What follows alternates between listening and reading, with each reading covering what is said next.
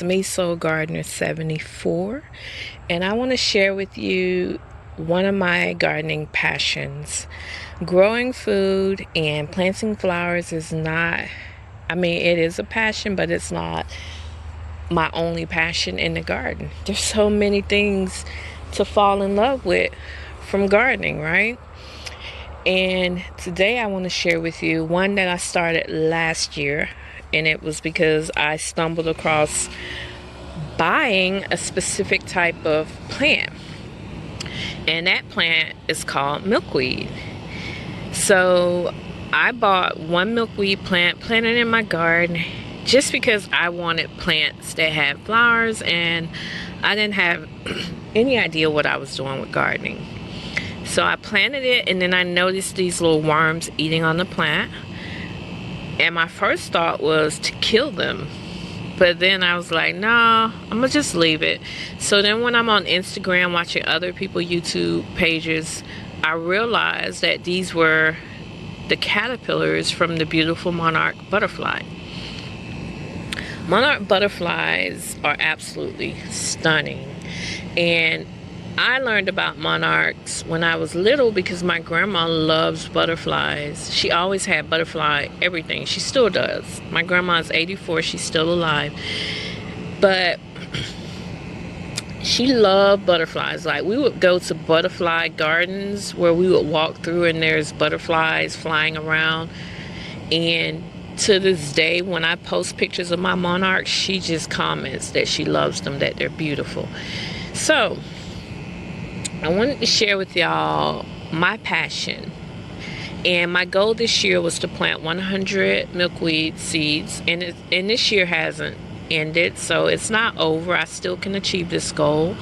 So far, I started out with 10 that I planted from seeds because I figured that would be enough, but honestly it wasn't. The first batch of caterpillars I had, which were about 10 or 11, they ate through all 10 of the plants that I grown from seeds. Like, within a week or two, those plants were devoured. But that's what they do.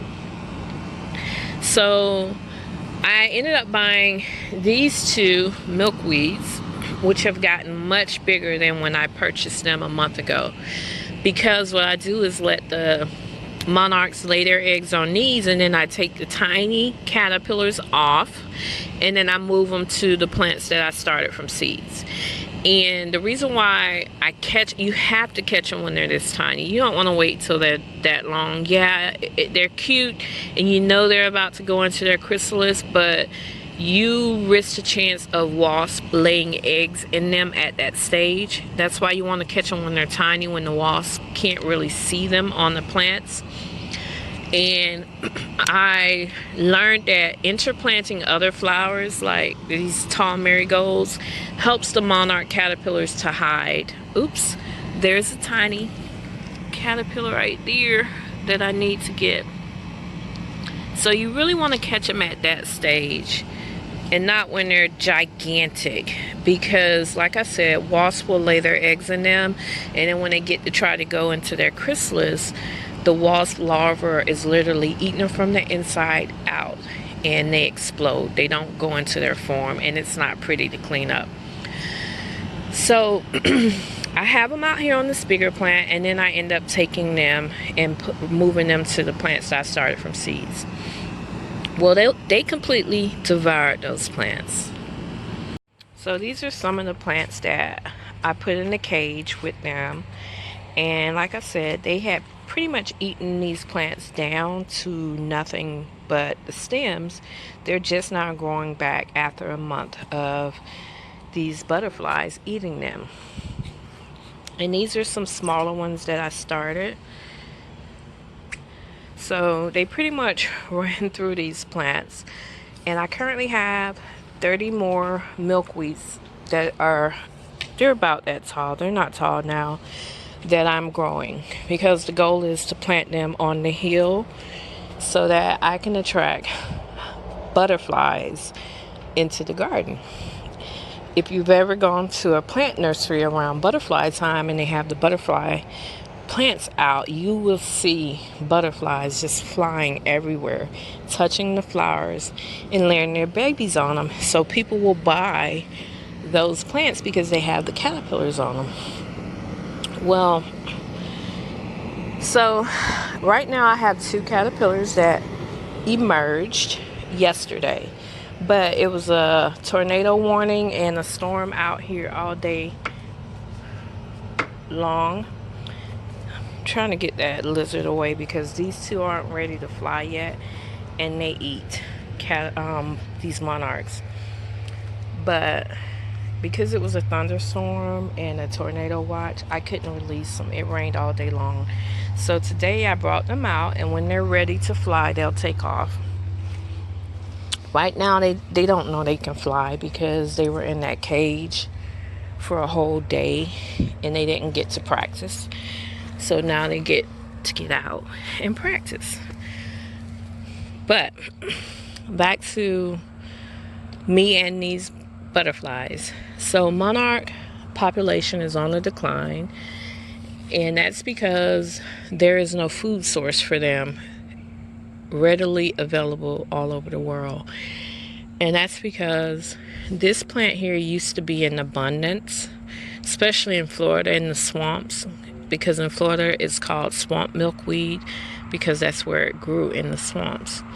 Well, because we as humans have to take over everything because we want to live somewhere, they lost their homes. So in order for them to survive, because they have to travel from wherever you live to Mexico at a certain time of the year, and they travel from generation to generation. So my monarchs that laid eggs will move on hundreds of miles, and then it will lay eggs, and then its babies will emerge, and then they will move hundreds of miles until they get to Mexico. And if you haven't, go out there and look on YouTube for monarch migrations in Mexico, and it's like thousands, if not millions, of monarchs, like in the trees, on the flowers. That's my goal, is to go there to see that. And the sad thing about the monarch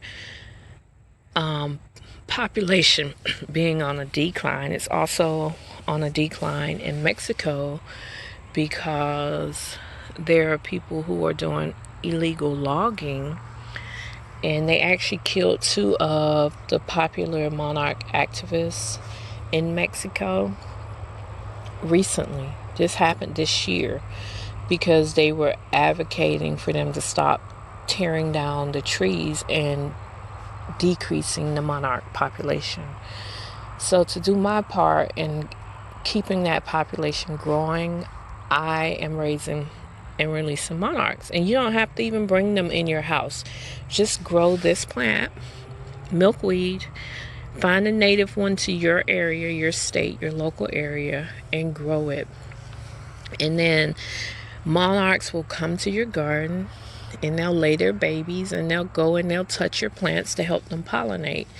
So this is one of my passions with gardening, is to see other people growing milkweed in their garden to help increase the monarch population.